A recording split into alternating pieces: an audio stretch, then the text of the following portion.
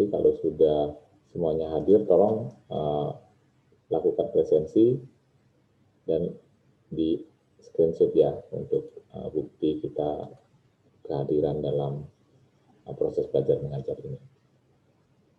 Baik, teman-teman, hari ini materinya sesuai dengan RPS itu kita akan membahas mengenai PPh pasal 21 khususnya bukan pegawai ya, peserta kegiatan dan penghasilan lain yang diterima oleh orang pribadi tentunya. Jadi, dalam hal ini pekerja atau penyelenggara kegiatan itu wajib melakukan pemotongan ya. Kalau kepada bukan pegawai, siapapun yang nanti memberikan penghasilan tadi tentunya harus juga melakukan pemotongan, begitu kira-kira konsep kasarnya. Nah, berbeda dengan pegawai tetap, untuk pemotongan PPh pasal 21 bukan pegawai itu sebenarnya lebih sederhana ya. Tidak seperti pegawai tetap, mereka ada step-stepnya, ada unsur pengurangnya, tetapi untuk bukan pegawai lebih sederhana ya. Sehingga harapan saya teman-teman di sini nggak ada yang boleh nanti tidak paham gitu. Apalagi peserta kegiatan sangat-sangat gampang ya. Hanya saja memang mana yang masuk bukan pegawai, mana yang masuk peserta kegiatan itu yang teman-teman pahami. Mana yang masuk pegawai tidak tetap itu yang paham. Makanya kemarin di tabel terakhir yang saya share itu pengelompokan penghasilan menurut penerimanya, itulah yang harus teman-teman paham. Ketika perusahaan membayar jasa konsultan kepada orang pribadi, ini termasuk kelompok yang mana? Itu sebenarnya penting bagi teman-teman untuk paham gitu. Ya, kita lihat dulu apa sih yang sebenarnya nanti teman-teman ingin dicapai dalam pertemuan ke-6 ini adalah bisa menghitung PPh pasal 21 bukan pegawai, bisa menghitung PPh pasal 21 untuk peserta kegiatan, dan nanti ada penghasilan yang memang masuk kelompok objek pasal 21 lainnya. Oke, bukan pegawai. Di sini dinyatakan bahwa ada kondisi seseorang atau orang pribadi memberikan jasanya gitu kepada perusahaan tentunya, karena dia atau pemotong pajak, karena memang yang bersangkutan diminta memberikan jasanya berdasarkan keahliannya ya. Bukan berarti mereka tetap ada kontrak, tetapi memang kontrak itu dibuat untuk pekerjaan-pekerjaan yang memerlukan keahlian. Ya, keahlian di sini yang lazim adalah memang dikategorikan sebagai pekerjaan bebas dulu kalau di PPh orang pribadi. Artinya apa? Mereka bekerja sesuai dengan profesinya. Sehingga umumnya mereka juga punya asosiasi. Mereka punya kode etik asosiasi. Sehingga di sini yang dimaksud dengan bukan pegawai dan harus dipotong pasal 21 kelompok bukan pegawai itu adalah pertama orang yang punya keahlian, tenaga ahli. Mulai dari akuntan, arsitek, dokter, konsultan pajak, konsultan kesehatan, notaris, penilai, itu semua nanti ketika dia menjalankan profesinya atas nama orang pribadi, sekali lagi, atas nama orang pribadi, maka uang yang dibayarkan oleh tadi pengguna jasa itu akan dipotong pasal 21. Mohon dibedakan. Karena apa? Tadi penekanannya orang pribadi, karena nanti untuk konsultan ada yang bertindak sebagai subjek pajak badan. Contohnya apa ya? Tahu nggak teman-teman? Dia memberikan jasa akuntan, memberikan jasa arsitek, memberikan jasa penilai, tapi bentuknya adalah tidak perlu dipotong pasal 21 gitu. Ada yang bisa ngasih penjelasan? Ada nggak? Mungkin yang melakukan itu seperti badan akuntan publik kayak gitu Pak, perusahaan akuntan publik. Bentuk badannya seperti apa biasanya? Benar itu? Bentuk badannya apa yang mereka kalau profesi itu?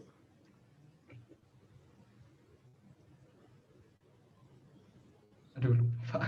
Ya, kan sering membaca kan, kalau lawyer gitu ada partner, ada dan rekan, ya kan? Pasti ada bahasa dan rekan. Teman-teman sudah belajar belum kalau dan rekan itu bentuk hukumnya apa ya?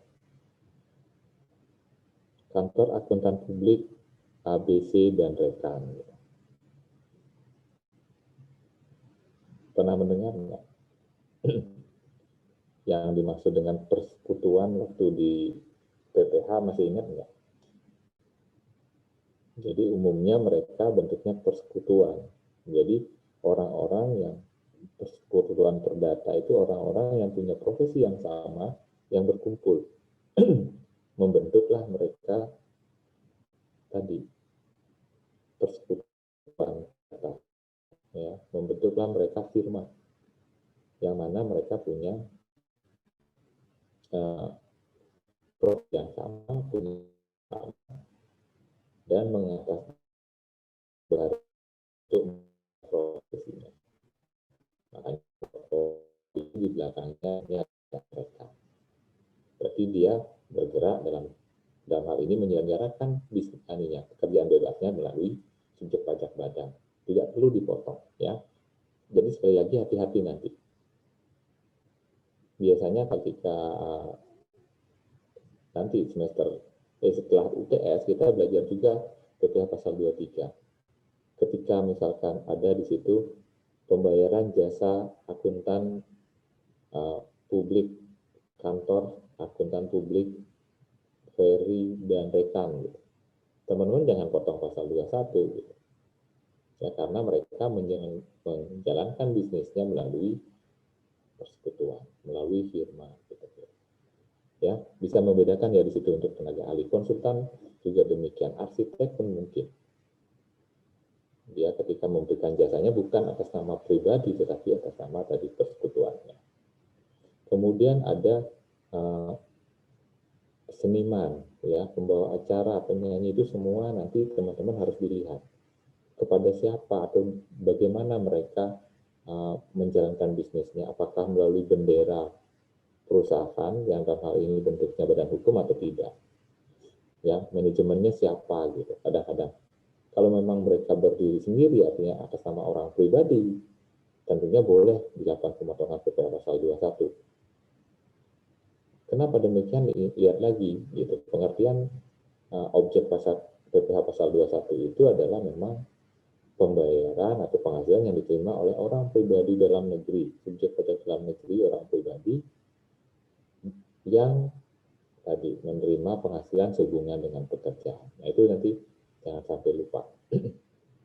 Di situ ada nomor 2 itu ada pemain musik, pembawa acara, gitu, penyanyi, dan seterusnya. Umumnya seniman kalau saya lihat. Atau ada juga di sini atlet olahragawan, ada penasehat, pengajar, pengarang buku, atau peneliti. Nah, ini yang poin 6 itu pemberi jasa dalam segala bidang.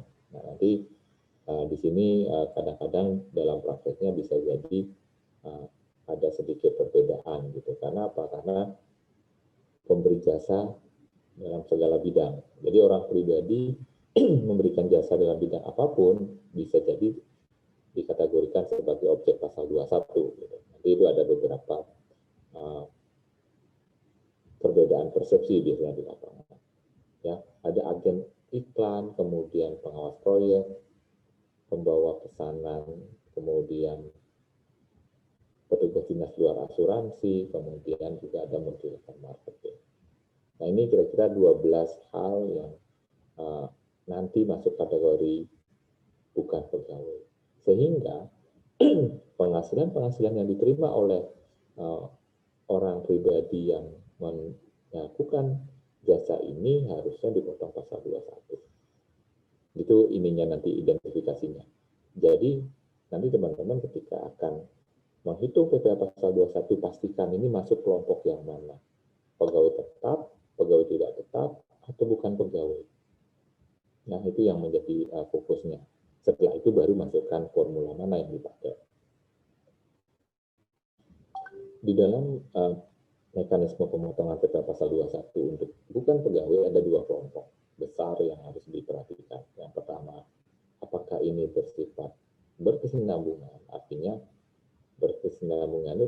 terus-menerus, itu lebih dari satu, gitu, lebih dari satu kali dalam satu tahun, atau tidak. Ya, jadi hanya satu kali saja. Sehingga dua kelompok ini yang harus teman-teman nanti ingat. Caranya bagaimana menentukan, Pak?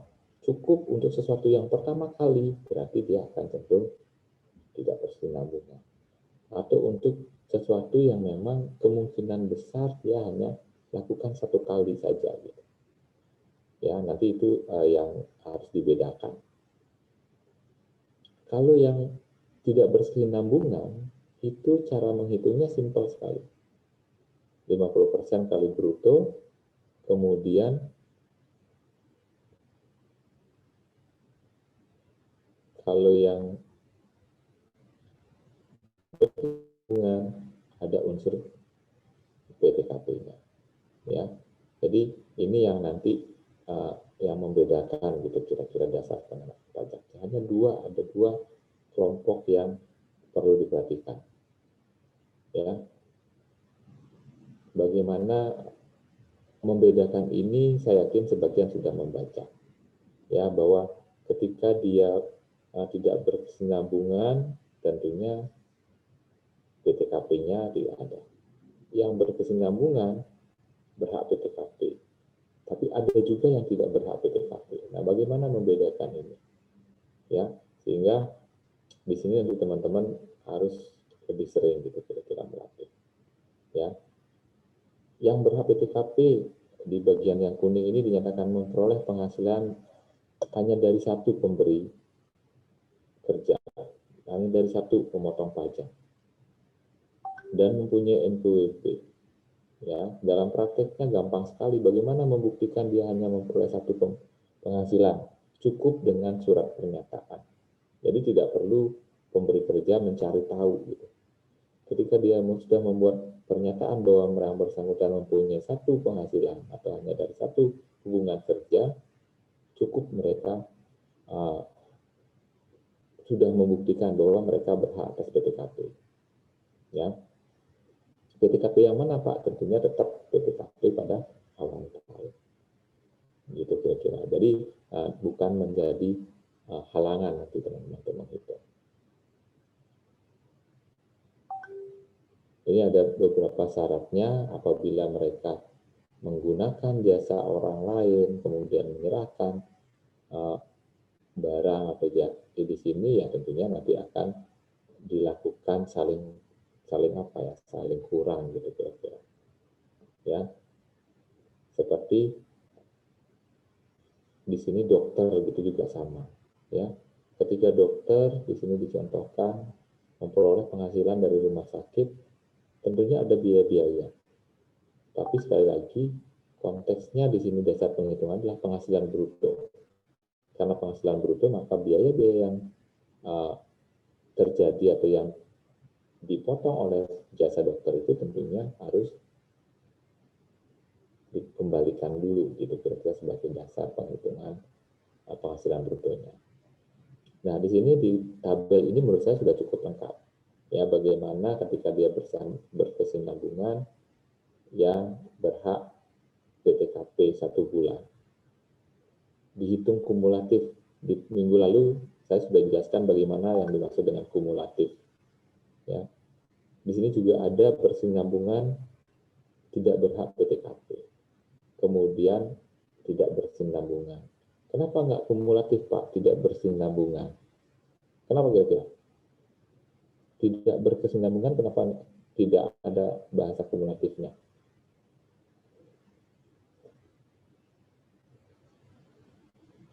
Ayo, kenapa kira-kira? Karena hanya sekali mungkin, Pak, pembayarannya. Simpel sekali, karena hanya satu kali, Pak. Jadi mereka menerima hanya satu kali, apa yang dikumulatifkan gitu kira-kira. Itu logika saja gitu.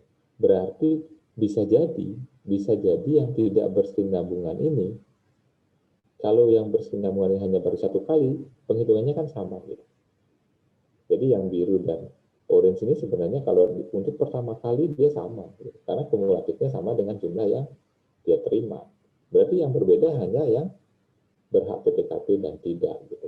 Untuk pertama kali ya saya sampaikan, untuk sesuatu yang pertama kali dibayarkan tidak ada bedanya gitu, antara yang berkesinambungan dan tidak berkesinambungan, karena formulanya 50% kali penghasilan bruto ini juga sama. Jadi untuk pertama kali harusnya mekanisme penghitungannya sama. Sampai di situ dari hitung-hitungan ini saya yakin semua harusnya sudah membaca. Nanti di latihan sudah ada, silakan yang sudah sempat mengerjakan dan yang belum silakan nanti dicoba. Ya, itu yang penghasilan yang berkesinambungan. Sehingga dari contoh disebutkan di sini bahwa ada seorang yang berprofesi dokter, kemudian dia bekerja di rumah sakit. Ya, bekerja di rumah sakit dan rumah sakit akan memotong 20% dari jasanya. Itu hal yang lazim dilakukan oleh rumah sakit gitu. Baru yang 80% itu dibayarkan ke dokter. Rumah sakit, maka karena profesi ini dia harus melakukan penghitungan dengan tepat gitu. Karena apa? Karena rumah sakit kalau salah ya dia akan menanggung PPh pasal 21 yang kurang bayarnya tadi. Oke. Di sini disebutkan bahwa rumah sakit membayar pegawai itu sebesar 50 juta di bulan Desember. Kemudian November dan Desember. Jadi bagaimana rumah sakit ini akan memotong PPh pasal 21-nya diperlihatkan seperti ini. Di bulan Oktober, untuk pertama kali dibayarkan, itu dikalikan 50%. Tidak ada kumulatif, Pak. Tidak, karena kan memang baru pertama kali. Nilai 50% kali 50 juta inilah yang menjadi dasar penerapan tarif. Di November juga sama. Ingat ada kumulatif. Kemarin di minggu lalu kita sudah ingat menghitung kumulatif bagaimana caranya. Di bulan November kumulatifnya sudah sampai di 50 juta kali 50%, 54 juta kali 50%. Jadi di sini kumulatifnya sudah mencapai 50 berapa? 52 juta.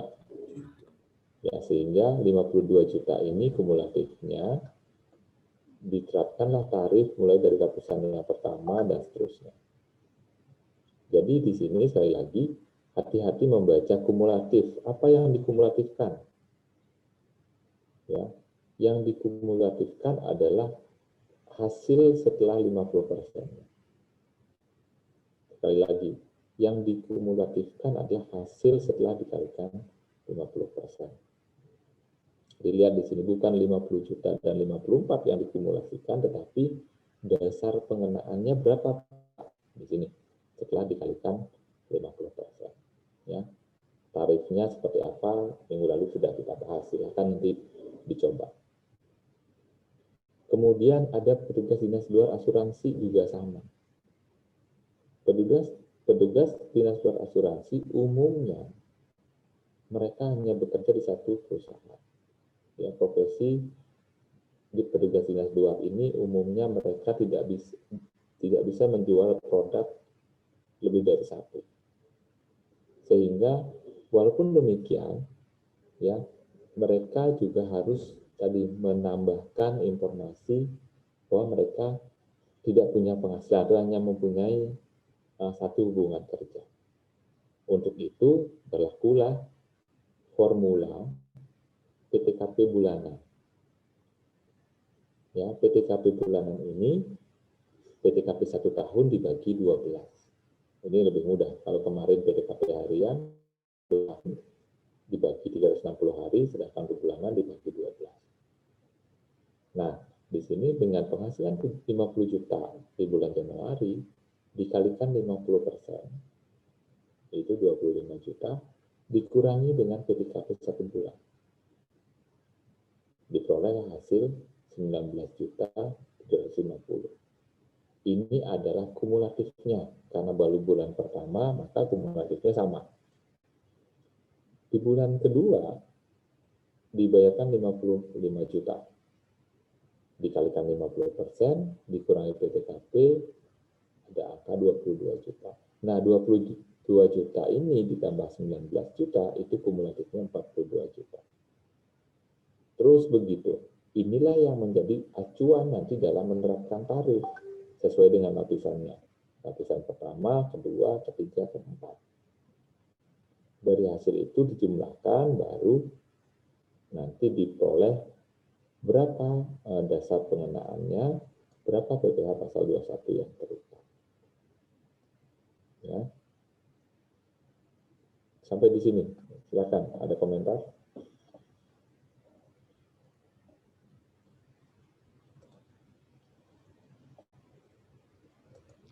Pak izin Pak, Ya. cuma penasaran aja. Kenapa untuk satu pemberi kerja itu ada PTKP, sedangkan kalau banyak pemberi kerja itu nggak ada PTKP, Pak? Oke, ya, terima kasih, Maria. Ya, di awal kita berbicara bahwa PPh pasal 21 itu sebenarnya mencerminkan perhitungan PPh orang pribadi. Ya, hitung saja kalau ada orang pribadi dari satu pemberi kerja, nanti kan perhitungan di PPh orang pribadinya kan mempunyai PTKP, benar nggak? Baik itu wanita yang sudah menikah maupun laki-laki, sama. Bayangkan kalau memang mereka nanti penghasilannya tidak ada PTKP, ada kemungkinan akan lebih dibayar. Pak, kalau yang lebih dari satu pemberi kerja, kenapa kok tidak ada PTKP? Kalau yang lebih dari satu pemberi kerja tidak ada PTKP, logikanya karena mereka ketika diakumulasikan, penghasilannya pasti cukup untuk tadi mengurangi PTKP-nya.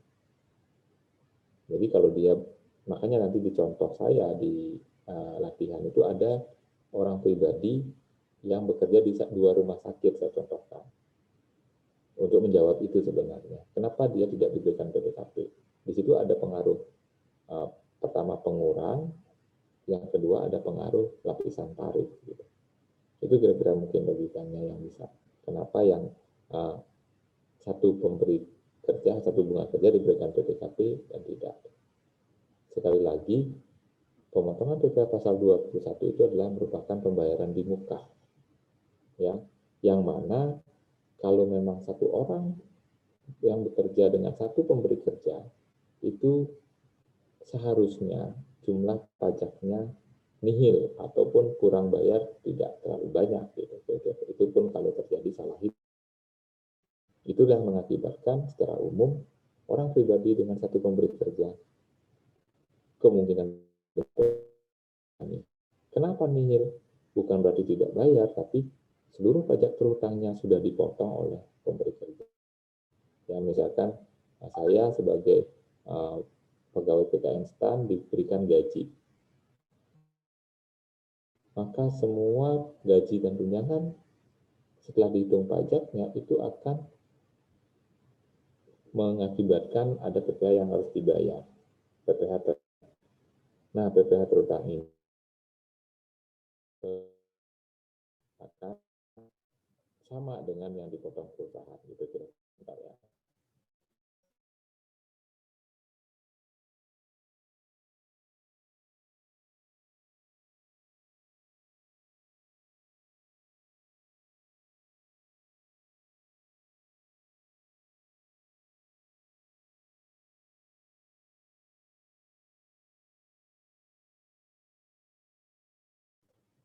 Oke, begitu kira-kira.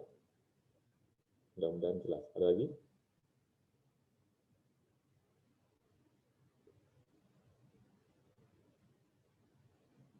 Ada yang ini?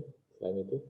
Jadi, memang arahnya untuk orang pribadi itu, untuk PPh pasal 21 itu, jumlah pajak yang dipotong itu diusahakan mendekati PPh terutang dari orang pribadi tersebut. Silakan.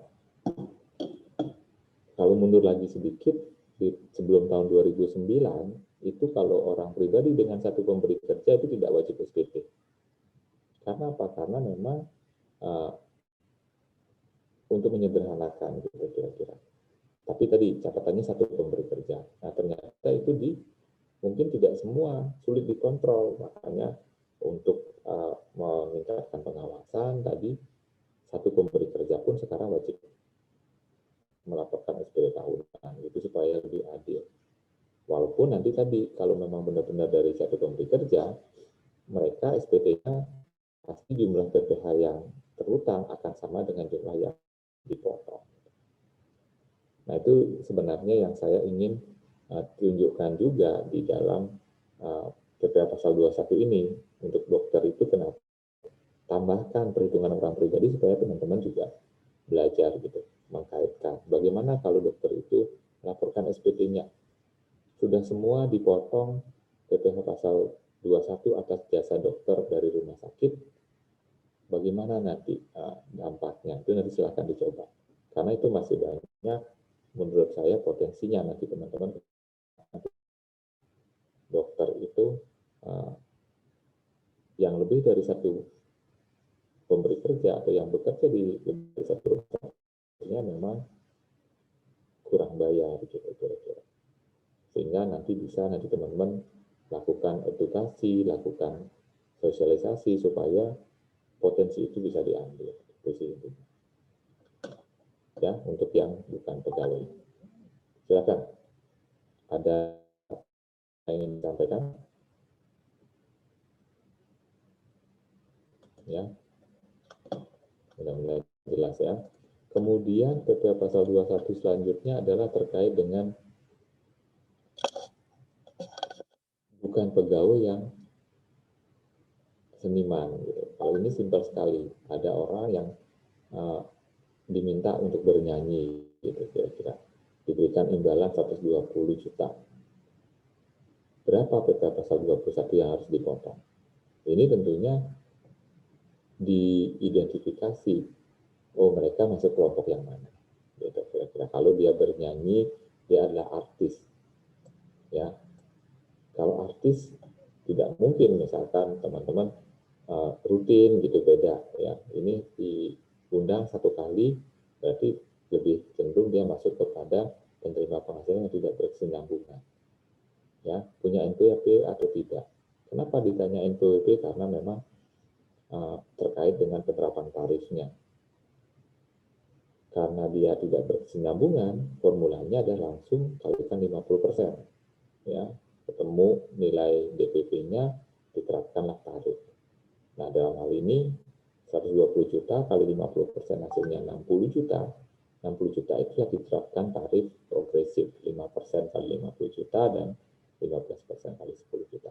Ya, saya yakin teman-teman ini harusnya simpel. Ya. Kemudian PPh pasal 21 juga dipotong atas peserta kegiatan. Nah, peserta kegiatan di sini siapa saja atau kondisi apa saja yang dimaksud menjadi apa istilahnya yang harus dilakukan pemotongan pasal 21. Mulai dari lomba-lomba. Itu semua adalah kegiatan-kegiatan yang mana penyelenggaranya diminta sebagai pemotong pajak. Ketika ada pembayaran atas kegiatan tersebut, maka harus dipotong PPh pasal 21 gitu kira-kira. Apa saja bentuknya? Cara menghitungnya seperti apa? Di sini dasar pengenaannya adalah dari seluruh penghasilannya. Dari seluruh penghasilan brutonya itu menjadi dasar ya. Setiap jumlah yang diterima diperoleh dalam satu periode yang dibayar. Setiap kali pembayaran bersifat utuh dan tidak dipecah-pecah. Nah, ini yang harus diperhatikan nanti. Karena apa? Karena mereka langsung dilakukan pemotongan. Ya, ketika menjadi mengikuti satu kegiatan. Di sini disebutkan peserta kegiatan dikenakan tarif pasal 17. Dari mana? Dari jumlah yang dibayarkan secara utuh dan bukan terpecah-pecah. Jadi jangan sampai nanti untuk menghindari tarif yang lebih tinggi, nilai honornya, nilai yang dibayarkan itu dipecah-pecah itu tidak bisa gitu. Ya, karena tarifnya. Ini misalkan ada orang pribadi Rahmawati ini mengikuti rapat gitu. Mereka akan diberikan uang saku sebagai apa? Sebagai imbalan gitu, atau penghasilan yang dibayarkan berupa uang saku untuk dibelanjakan, untuk disimpan, silakan. Nah, atas pemberian itu tentunya akan dilakukan pemotongan pasal 21. Caranya adalah berapa nilai yang dibayarkan langsung dikalikan tarif. Kebetulan nilainya 1,5 juta, berarti dikalikan tarif. Kalau misalkan nilainya 70 juta ya tentunya sesuai dengan tarif pasal 17 gitu. Ini 5% kenapa? Karena yang bersangkutan punya NPWP. Itu merupakan satu kesatuan yang tidak bisa nanti dipisahkan. Gitu. Itu bentuk peserta kegiatan. Silakan, sampai di situ ada komentar.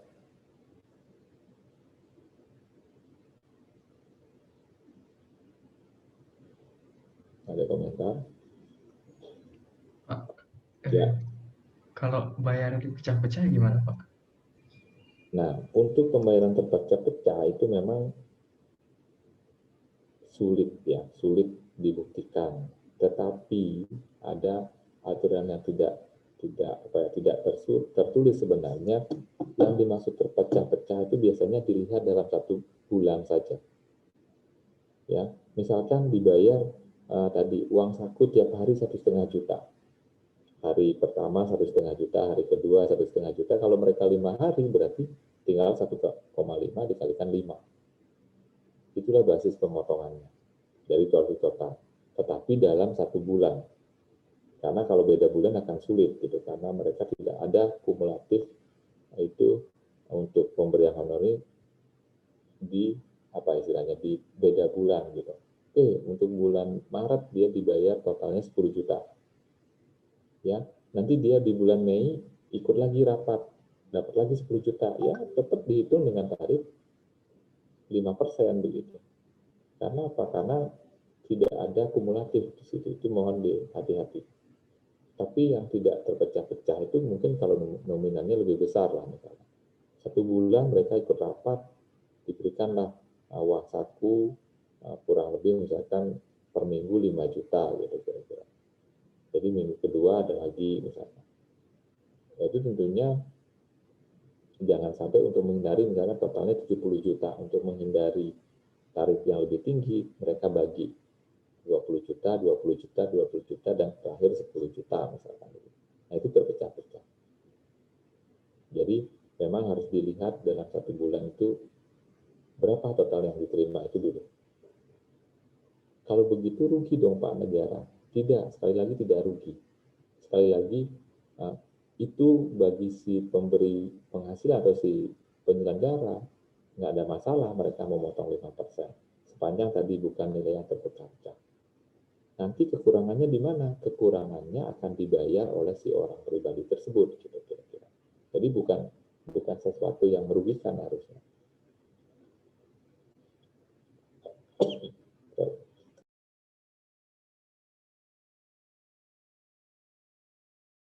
Untuk pemotongan pemungutan memang banyak nanti. Nanti di PPh yang lain juga akan ada istilah tidak dipecah-pecah. Yang sementara yang dipahami adalah dipecah-pecah itu dalam 1 bulan saja. Untuk orang pribadi sangat mungkin akan dipecah-pecah dalam tanda petik mereka ditetapkan tarif 5%. Ya, dan itu kalau memang itu dia dalam 1 bulan, misalkan tadi 50 juta, di bulan kedua apakah 50 juta lagi, apakah tarifnya berbeda? Tidak. Karena dia yang dikunci adalah penyelenggara kegiatan. 1 kegiatan saja dia membayar tadi uang saku. Kemudian di bulan berikutnya ada kegiatan lagi, ya dia berlakukan mulai dari 0 lagi gitu kira-kira. Jadi tidak terakumulasi. Itu kira-kira. Silakan. Mudah-mudahan bisa dipahami. Jadi simpel sekali nanti untuk yang pecah-pecah. Kemudian selain peserta kegiatan, ada objek-objek PPh pasal 21 yang tidak terkategori secara spesifik. Gitu. Yang pertama adalah komisaris. Ya. Komisaris, teman-teman paham sekali bahwa komisaris itu adalah orang yang mengawasi jalannya perusahaan. Bisa jadi komisaris itu juga pemegang saham, gitu kira-kira.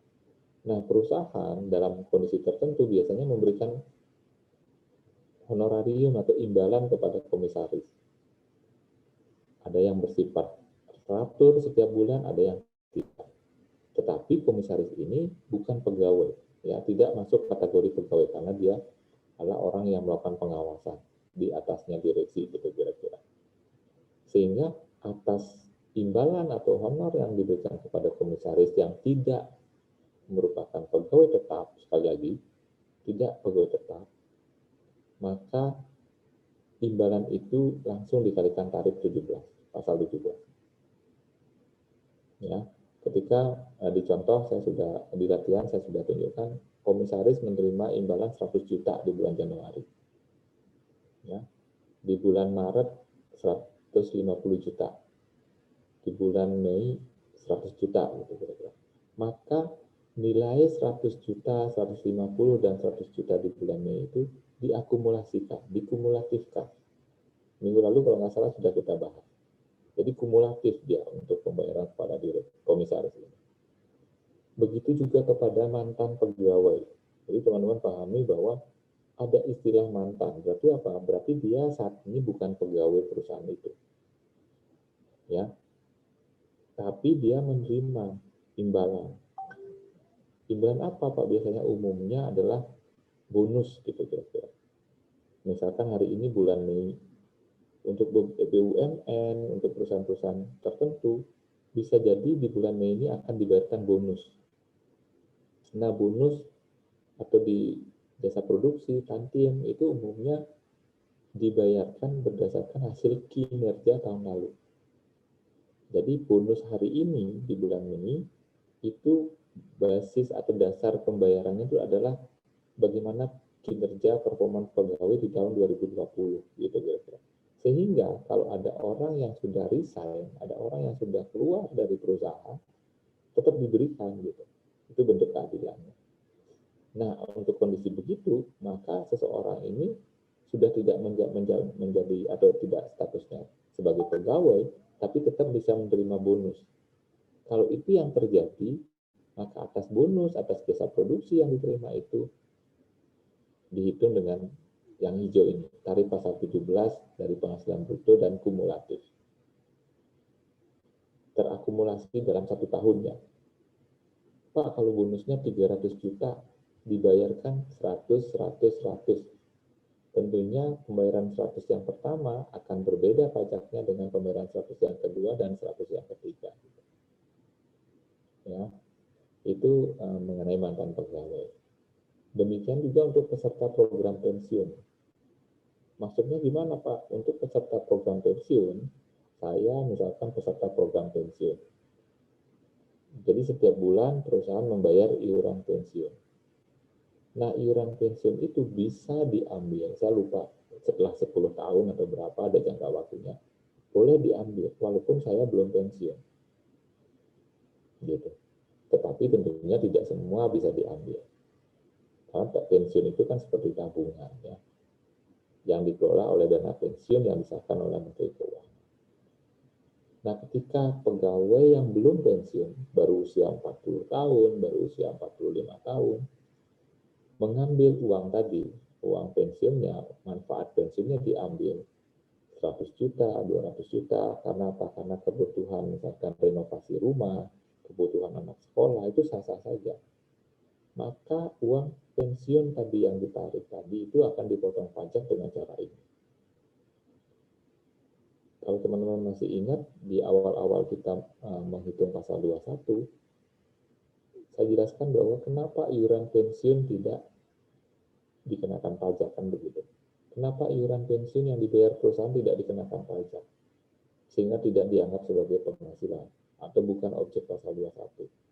Karena saya sampaikan, atas iuran tadi akan dikenakan pajak pada saat uang pensiunnya dibayarkan, saat dana pensiunnya itu ditarik. Nah, jadi dalam dana pensiun, orang yang dana yang dikelola itu bisa dibayarkan nanti setelah yang bersangkutan pensiun, bisa juga diambil sebelum pensiun. Nah, yang di sini mau disampaikan adalah inilah yang diambil sebelum si pegawai itu pensiun. Nah, misalkan ada nanti teman-teman ada saudara atau ininya kerja di anggaplah di Indosat gitu misalnya. Indosat pasti punya juga dana pensiun yang untuk akan menyertakan karyanya dalam program dana pensiun. Nah, itu ketika pegawainya ada perlu dana, kemudian untuk sekolah misalkan mereka bisa menarik dana pensiunnya. Pak, nanti ketika pensiun uangnya berkurang, ya pasti berkurang karena sudah diambil sebagian ya. Gitu kira-kira. Nah, untuk 3 kondisi ini cara ngitungnya adalah tarif pasal 17, 5, 15, 25, 30 dikalikan dengan kumulatif. Sekali lagi, makanya kemarin saya sampaikan memahami kumulatif itu penting. Sampai di situ, silakan ada komentar.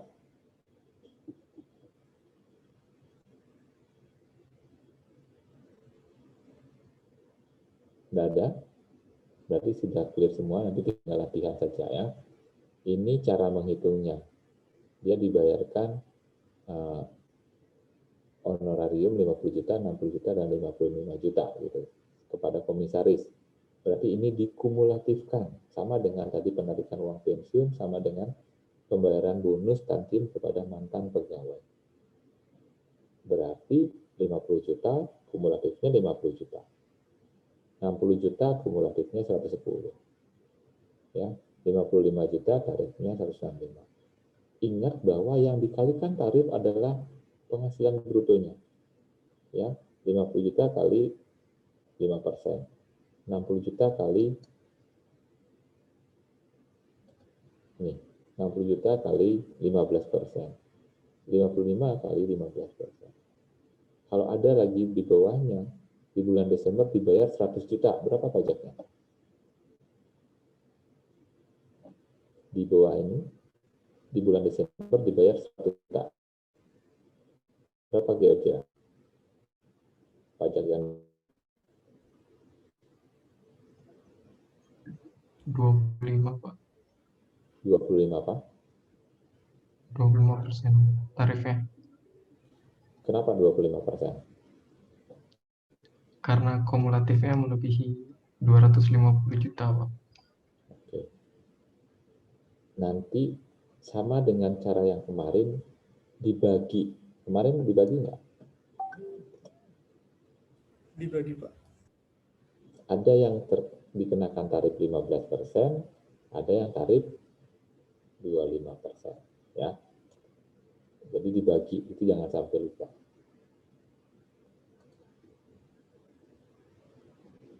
Coba, berapa jadinya? Kalau dibayar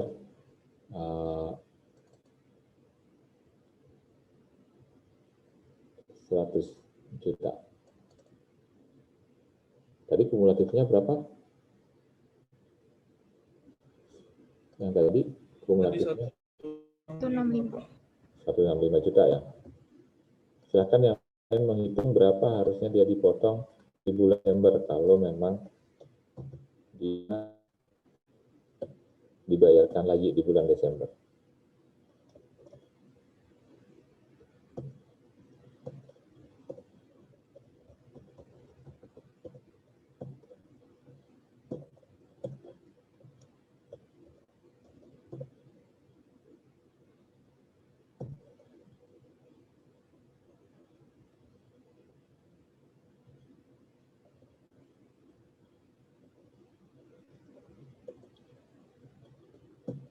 Berapa pajak yang harus dipotong, pasal 21 yang harus dipotong di bulan Desember, cepat.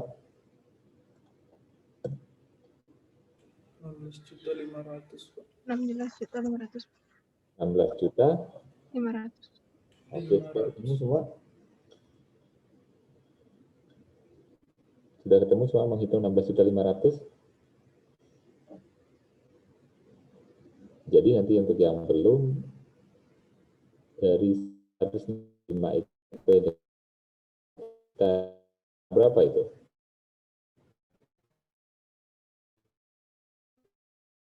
50 juta dikurangi 165 juta untuk mendapatkan 85 juta. Oke, jadi 85 juta kali 15% ditambah dengan 15 juta kalikan dengan 25%. Kan gitu, karena yang dibayarkan adalah 100 juta. Ya, silakan nanti dicoba. Ya, jangan sampai keliru. Saya ingin teman-teman nanti nggak ada yang keliru itu untuk menghitung penghasilan notaris dan seterusnya. Komisaris dan seterusnya. Ya, jadi di sini kalau dibayarkan 100 juta, berarti yang 85 juta akan dikalikan tarif 15% dan yang 15%-nya dikalikan tarif 25%. Oke, sampai di situ kumulatif. Ada komentar? Ini juga sama, ya, dana pensiun ditarik, maka kumulatifnya harus dihitung. Jadi di pembayaran kedua, ini yang dibayarkan ada 25 dan 35. Di pembayaran pertama 25 itu kali 5%, di pembayaran kedua 35 itu dibagi 25% ini, kekurangan ini kalikan 5%, karena apa? Karena 250 juta yang dikalikan 5%. Lebihnya 10 juta dikalikan dengan 15%. Itu kira-kira. Jadi yang dibayar, yang dipotong berapa? Tinggal jumlahkan saja. 2,750. Kalau tadi jumlahnya adalah 16 juta 500 ya. Iya, Pak. Iya, Pak. Ya, ini juga sama ya. Kalau yang ketiga, dia menarik uang pensiunnya. Ini juga dihitung secara kumulatif. Ya, silakan dibaca. Itu contoh-contohnya untuk bukan pegawai, baik yang bersinambungan dan tidak. Ada komentar? Sangat simpel. Kalau yang terakhir ini, saya sedikit masuk ke materi di pertemuan ke-7. Nanti teman-teman dibaca saja untuk yang pembayaran honorarium yang dananya diterima oleh pejabat negara, PNS gitu kira-kira. Jadi ada uang honorarium yang dibayar oleh PNS, dibayarkan kepada PNS, itu pemotongan pasal 2 sebetulnya sesuai dengan golongan. Mulai dari 0 sampai 5% dan 15%. Ini bagi PNS ya. Nanti teman-teman setelah bekerja di DJP, inilah yang nanti basis penghitungannya untuk apa? Hanya untuk honorariumnya. Yang berasal dari APBN tentunya. Ya. Jadi nanti kalau misalkan PKN STAN gitu, menerima penghasilan atau menerima uang makan, itu pemotongannya ini. Karena apa? Uang makannya berasal dari PPN. Tidak ditambahkan kepada penghasilan pegawai biasa gitu. Itu perbedaannya. Jadi honorarium adalah tambahan penghasilan yang berasal dari APBN yang diterima oleh PNS. Sekali lagi, Pak, kalau berasal dari APBN tapi yang menerimanya bukan PNS, itu contoh saya. Silakan nanti teman-teman lihat, tidak berlaku final, tapi berlaku yang tarif biasa. Ya, itu kira-kira yang ingin disampaikan satu saja nih. Walaupun nanti di fasilitas seperti COVID sekarang ini ada fasilitas ditanggung pemerintah, ya, dengan nominal penghasilan 200 juta setahun, itu ditanggung pemerintah. Ada juga fasilitas untuk tenaga medis, itu juga tarifnya 0%. Nah, teman-teman silakan dibaca LMS terkait fasilitas itu. Ya, itu yang kira-kira mau saya sampaikan. Silakan. Ada komentar?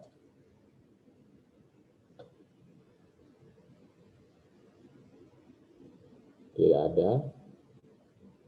Oke.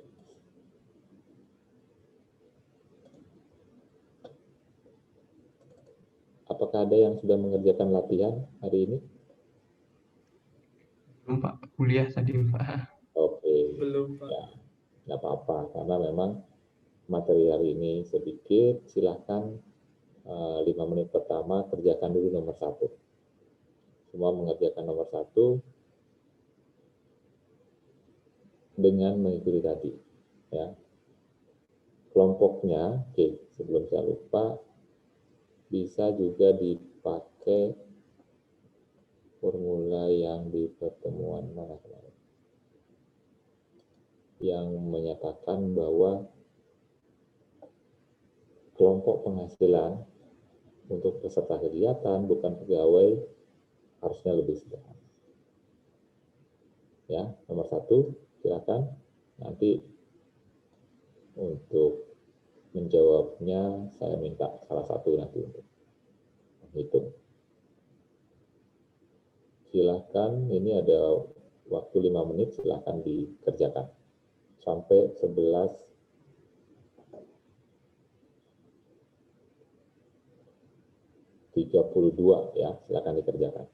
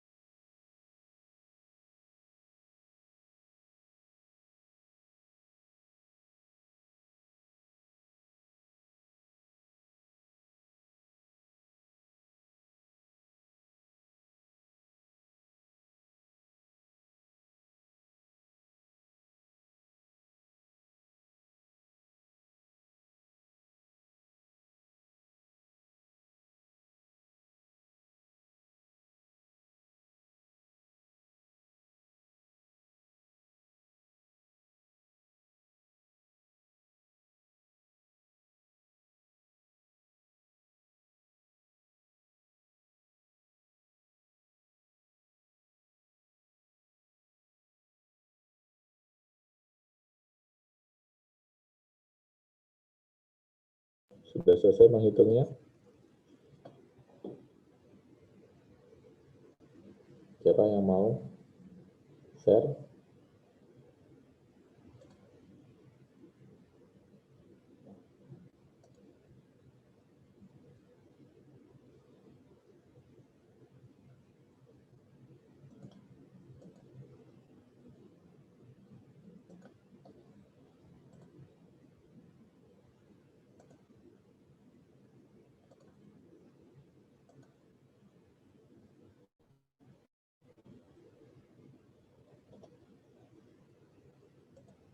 Ada?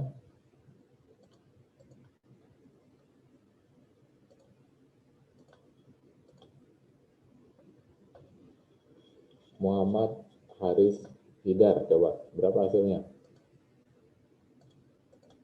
Mbak masih mencari Pak, belum selesai. Oke, belum selesai.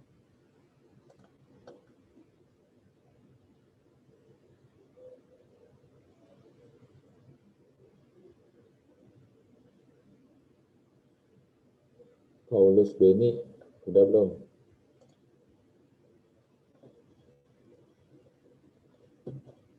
Bentar Pak, yang 25%. Oke.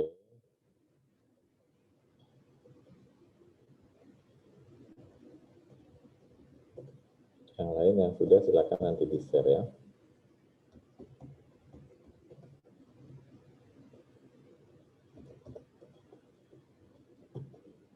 Jadi teman-teman semua harus coba, ya harus dicoba supaya nanti mudah gitu kira-kira untuk menghitungnya.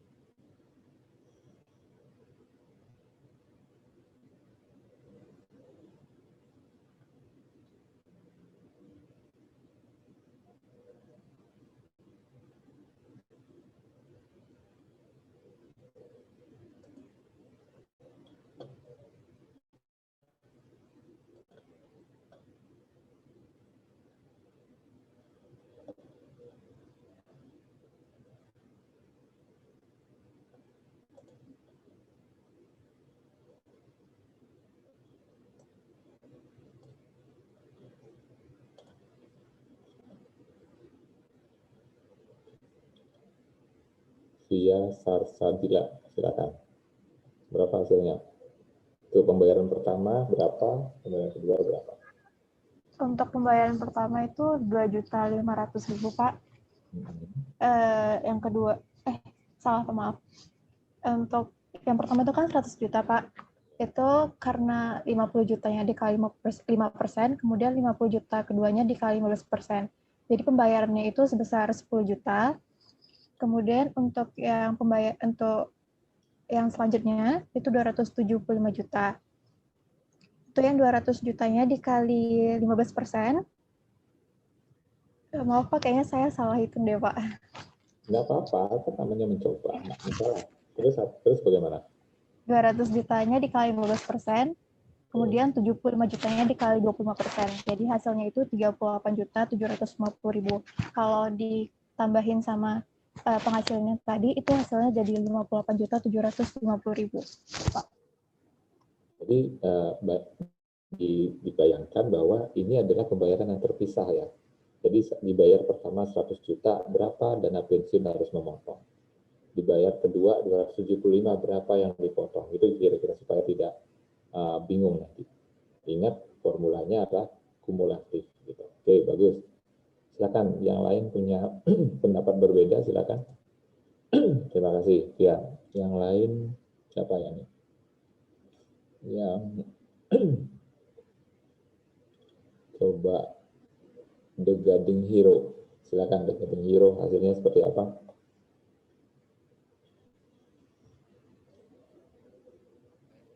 Konsepnya adalah jumlah yang dibayarkan diterapkan tarif pasal 17 kumulatif.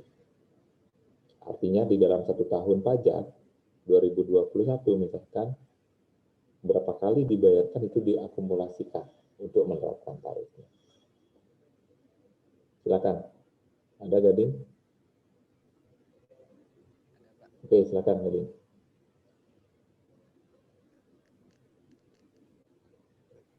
Belum terdengar, suaranya belum terdengar.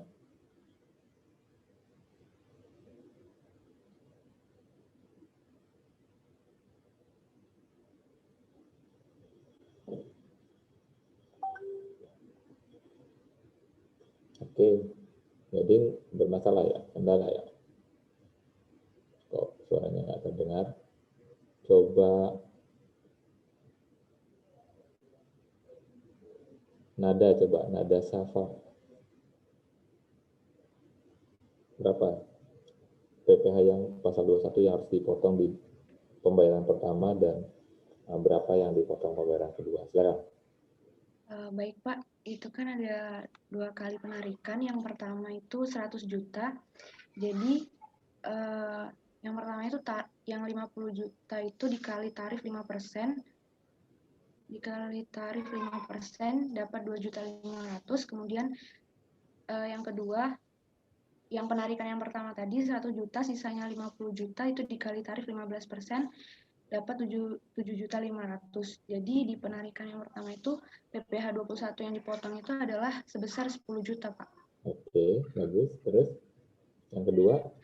Kemudian untuk penarikan yang kedua sebesar 275 juta.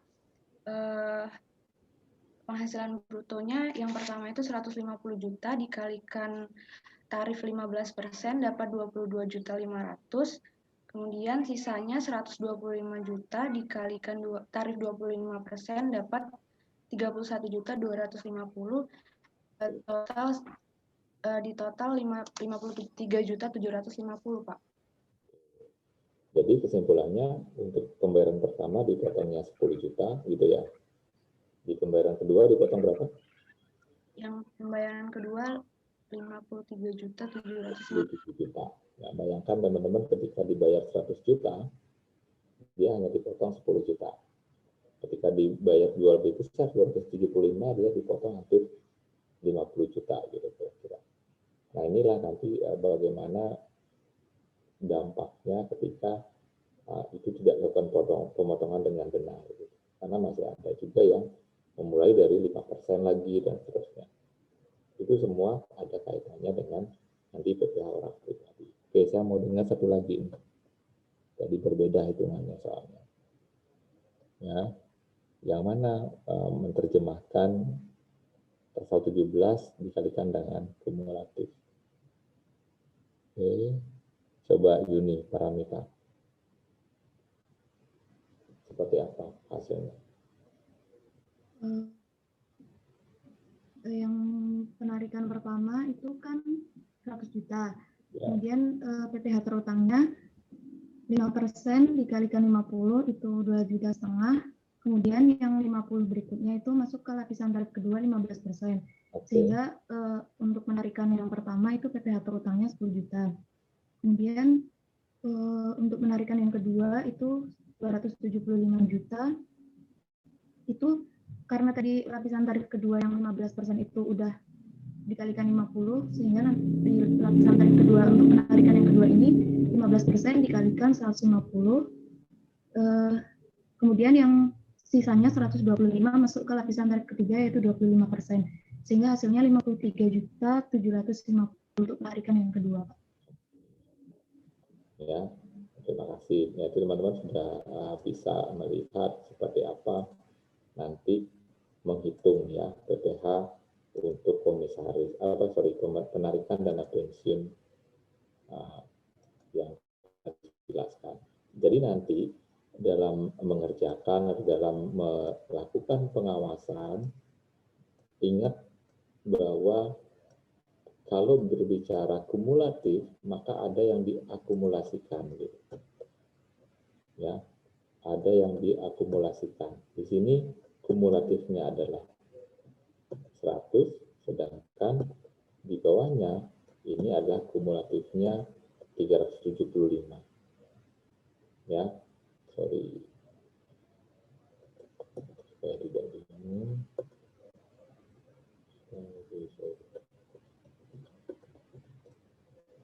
Nah, kumulatif ini yang nanti bagi teman-teman harus dilihat begitu kira-kira.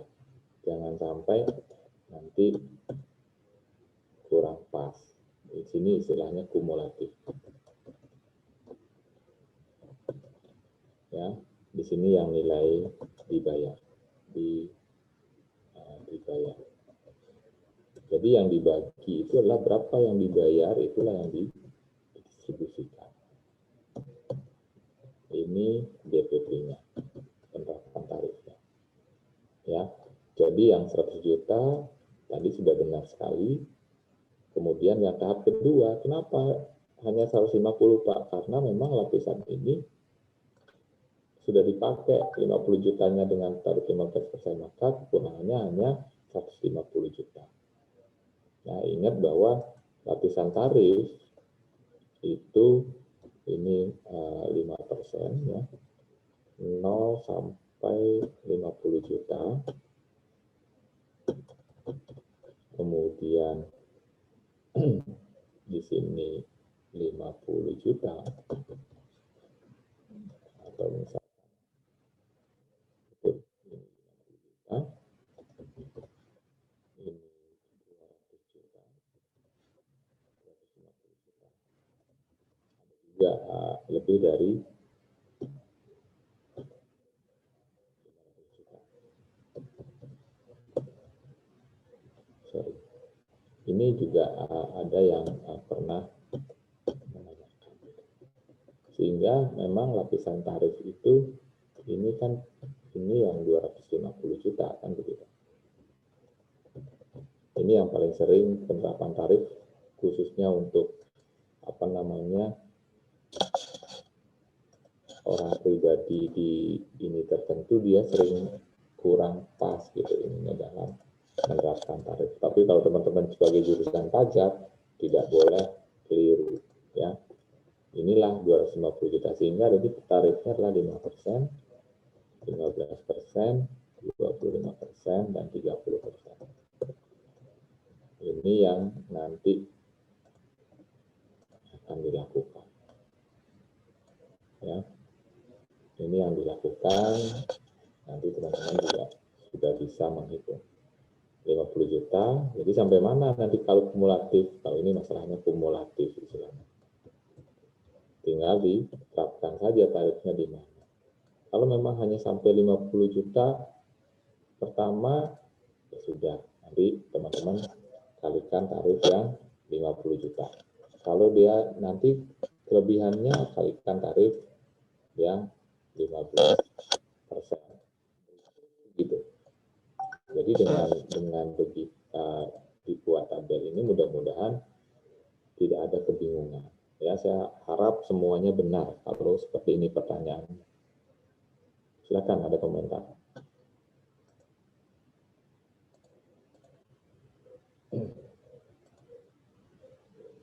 Ada komentar? Ya, semua ya harus bisa ya. Untuk latihan 2.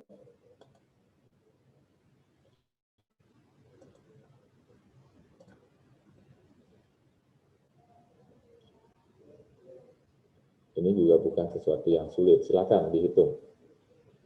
Sudah saya berikan. Jadi kalau tadi dana pensiun, sekarang komisaris, nanti silakan dihitung ya. Kemudian poin 3, konsultan.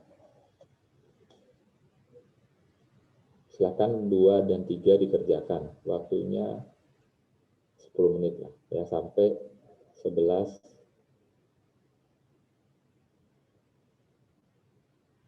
berapa? 58 ya, 11:58. Silakan. Semua sudah download kan, mengcopy soalnya ya? Sudah, Pak. Sudah, Pak. Sudah, Pak. Silakan kerjakan. Nomor berapa tadi, Pak ya? Nomor 2 dan nomor 3. Bertahap. Ya, kalau nanti teman-teman nggak sempat mengerjakan untuk latihan berikutnya, nanti saya share lagi. Nanti ada latihan juga.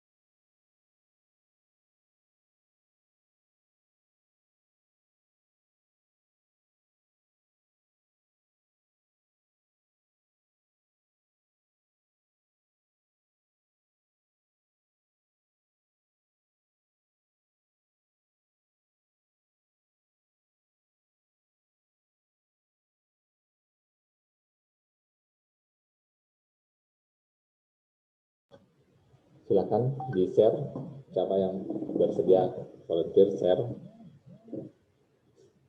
hasilnya untuk yang nomor 2. Nomor 2 dulu, silakan.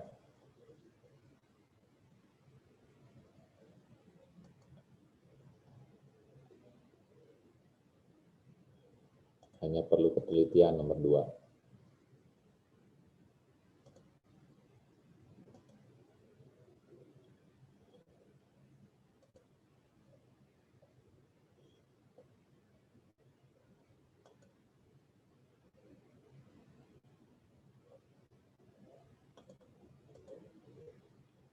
BYU berapa nomor 2?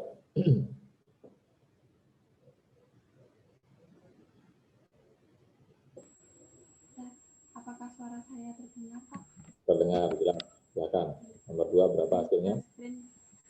Oh ya, 45,5 juta, Pak. Itu didapat dari izin share screen, Pak ya? Ya, silakan. Bentar dulu. Ya, silakan. Share.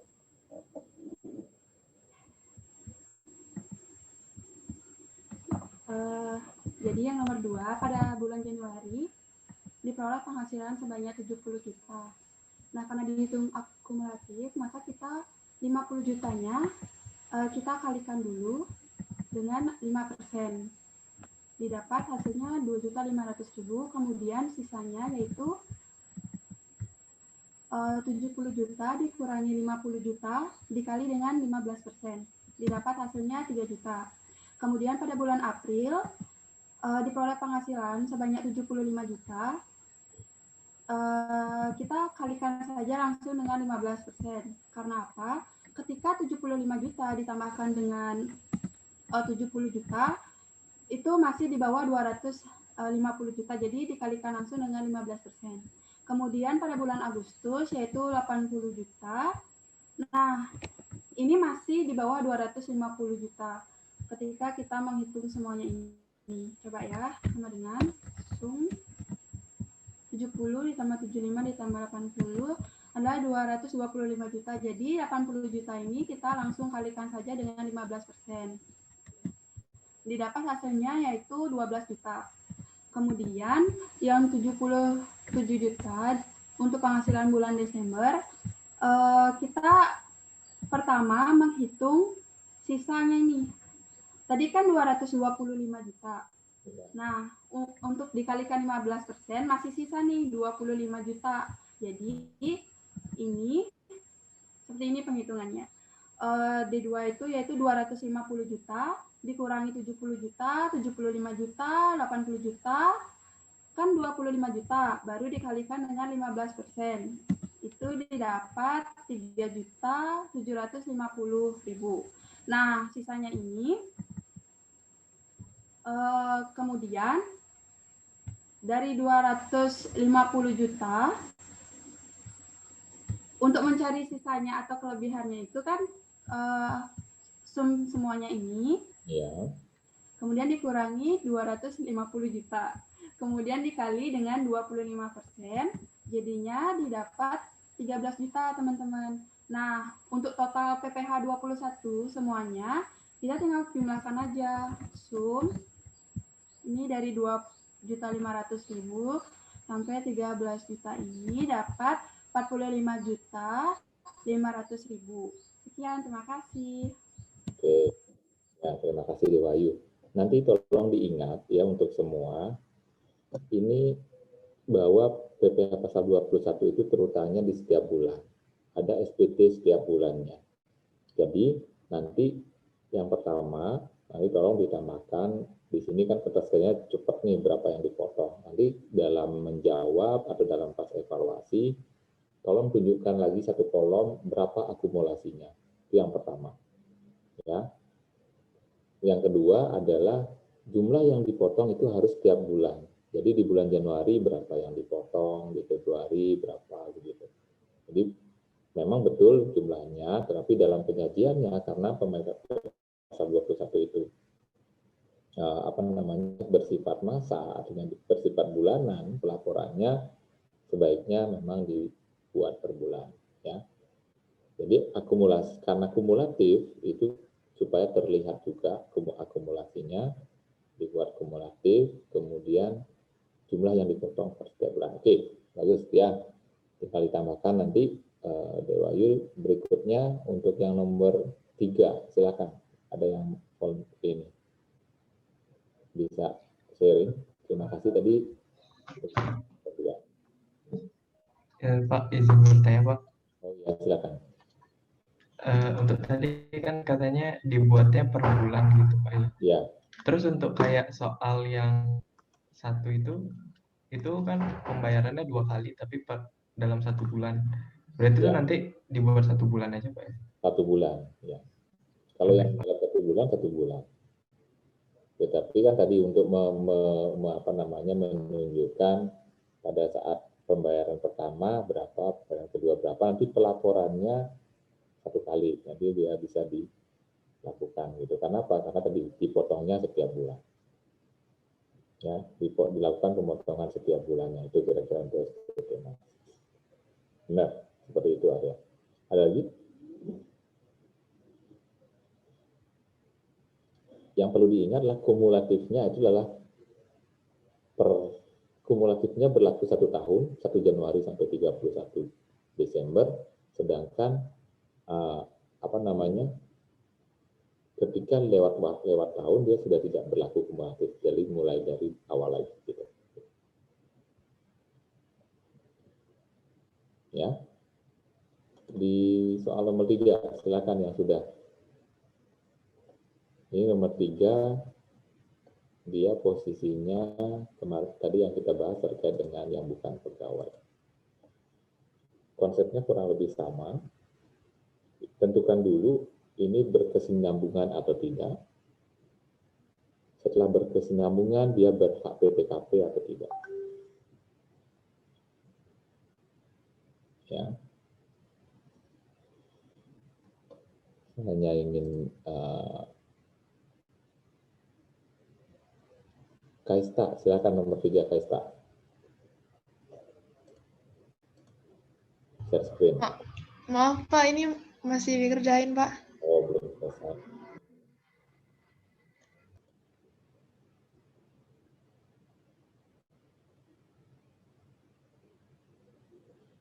Indra sudah belum? Indra Ahmad. Indra Ahmad. Masih belum, Pak. Belum? Masih ngerjain. Oke. Ya, Pak.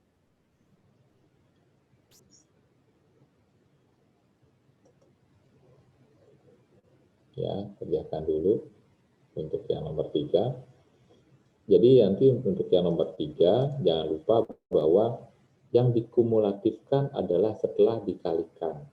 Ya, kalau memang lebih dari 1 berarti dia berkesinambungan, tinggal ditentukan. Kalau memang berhak PTKP, yang dikumulatifkan dalam penerapan tarif adalah setelah dikurangi PTKP.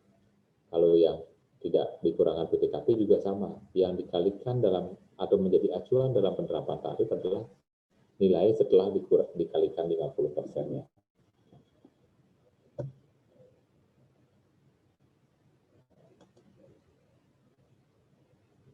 Nah, nanti teman-teman silakan mencoba melakukan perhitungan ini gitu kira-kira.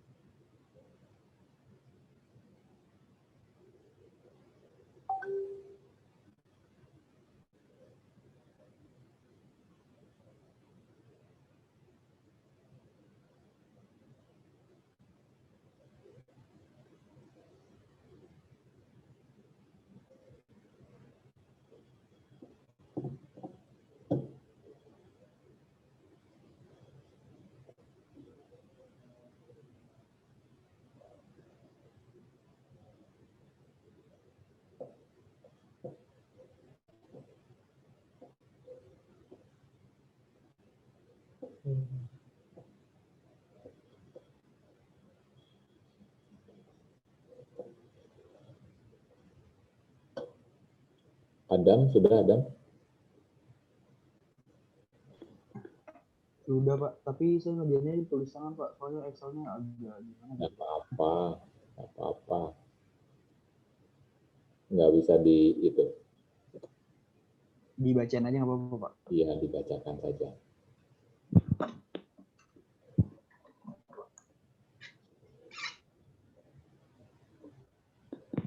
Untuk bulan Mei mendapatkan penghasilan brutonya 75 juta. Tunggu dulu. Bulan Mei berapa? 75 juta. Oke. Terus? Kemudian Septembernya 40 juta. Bulan September 40 juta. Dan Desember 40 juta juga.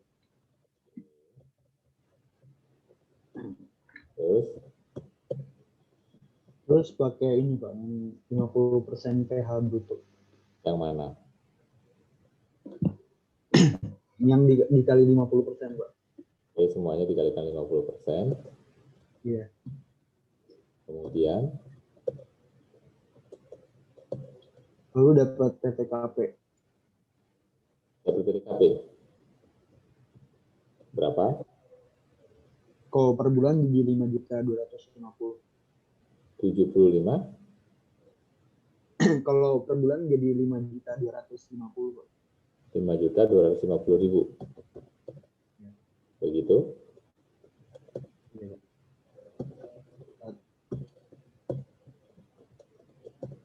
Oke. Begitu hasilnya? Iya Pak. Terus? Buat kumulatifnya. Oke, kumulatifnya. Nah, yang pertama dikali 5% tarifnya. 5%. Oke. Terus yang kedua dikali 5% juga. 5% juga. Ya. Yang ketiga ini dibagi dua gitu Pak. Ada 3 juta masih kena 5% dan sisanya kena 15%. 3 juta kali 5%. Ya. Sisanya sebesar 11.750.000 kena 15%.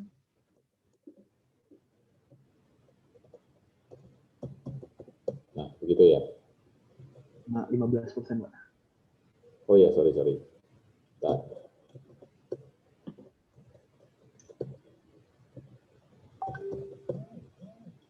Seperti ini hasilnya. Oke. Ada lagi yang pendapat berbeda?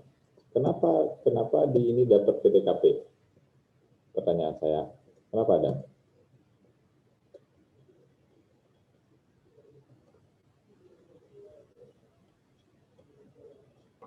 Dari ini karena dari satu pemberi kerja.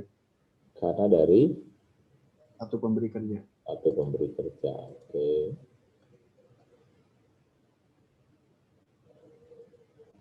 Ya. Oke, ada yang lain? Nanti kita bahas apa yang dimaksud dengan satu pemberi kerja. Izin Pak. Ya. Untuk cara mastiin dia itu bekerja dari satu pemberi kerja itu gimana Pak ya? Ya, jadi teman-teman memang di sini DJP memberikan apa ya?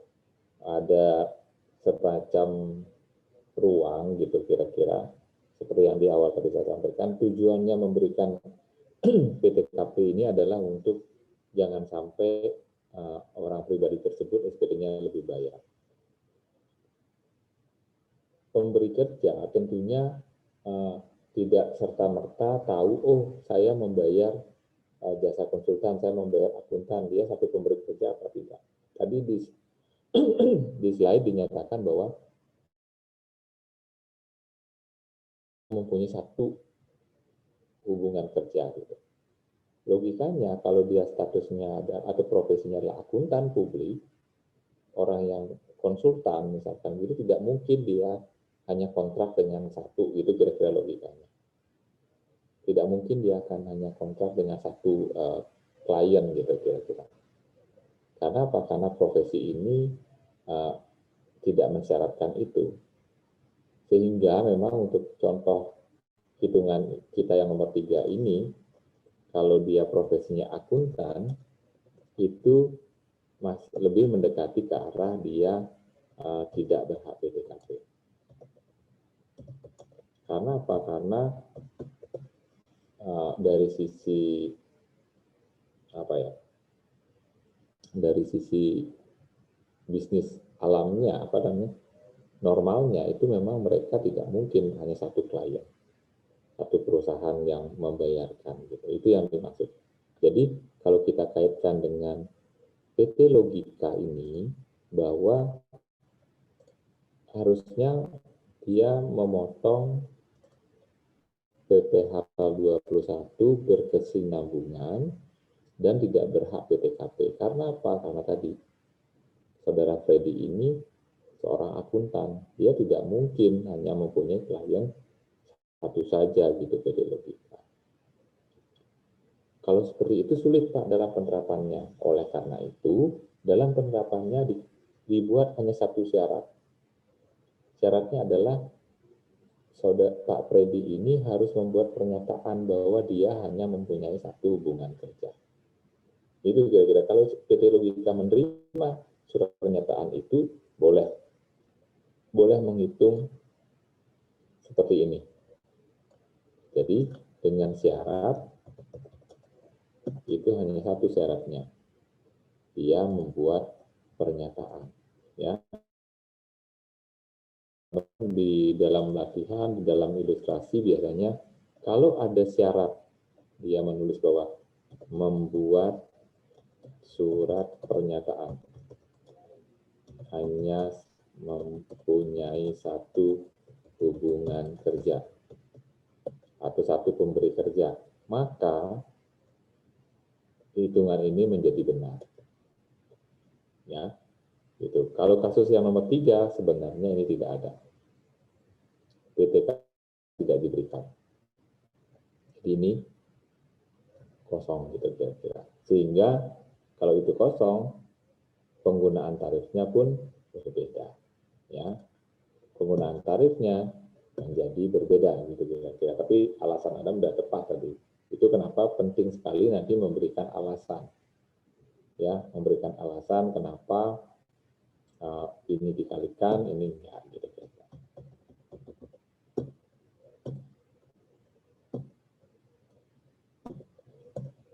Silakan ada lagi.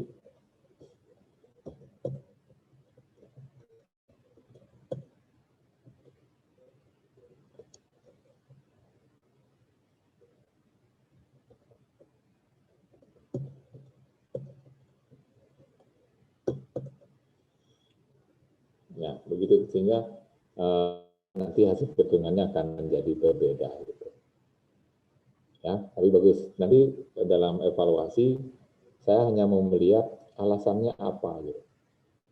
Jadi kasih tahu saya alasannya menggunakan PTKP kenapa, tidak menggunakan PTKP kenapa. Itu kuncinya. Ya, terima kasih. Ada pertanyaan silakan.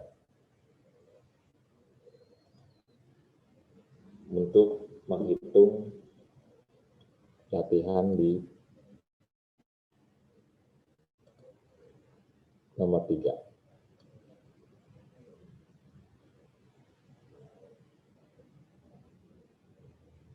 Oke. Karena kita konteksnya masih menghitung PPh bukan pegawai, untuk yang 6 itu nanti kerjakan di rumah ya. Kita sekarang masuk ke nomor 7 saja. Ya. Nomor 7 juga saya kira bisa dikerjakan di rumah. Atau nomor 5 lah mungkin ya. Sekarang nomor 5 saja. Silakan kerjakan nomor 5 satu lagi. Setelah itu nanti teman-teman kerjakan offline. Silakan nomor 5 satu lagi.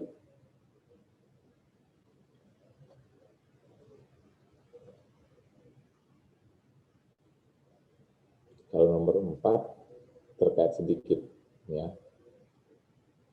Itu nanti tidak terlalu sulit. Nomor 4 tinggal mengalihkan nilai saja.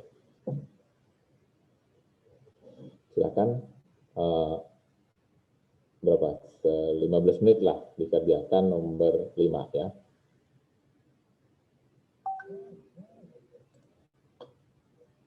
Kalau ada pertanyaan silakan disampaikan.